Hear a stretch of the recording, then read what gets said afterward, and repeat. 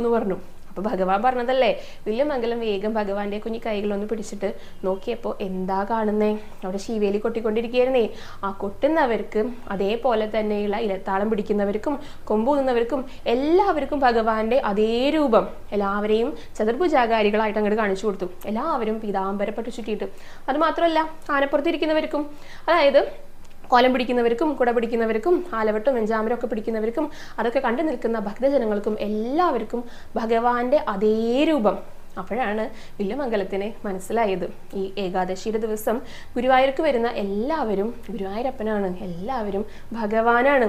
അപ്പോൾ പിന്നെ ഭഗവാനെയല്ലേ തൊടുക, ഭഗവാനെ തൊട്ട് കഴിഞ്ഞാൽ നല്ലതല്ലേ, അശുദ്ധിയാകില്ലല്ലോ. അത് വില്ലുമംഗലത്തിന് മനസ്സിലായി. എല്ലാവരെയും വൈകുണ്ഠത്തിൽ എന്ന പോലെ ഭഗവാൻ കാണിച്ചു കൊടുക്കുകയാണ്. വൈകുണ്ഠത്തിലുള്ള എല്ലാവർക്കും ഭഗവാന്റെ അതേ രൂപമാണല്ലോ. അതാണ് ഗുരുവായൂരിനെ ഭൂലോക വൈകുണ്ഠം എന്ന് പറയുന്നത്.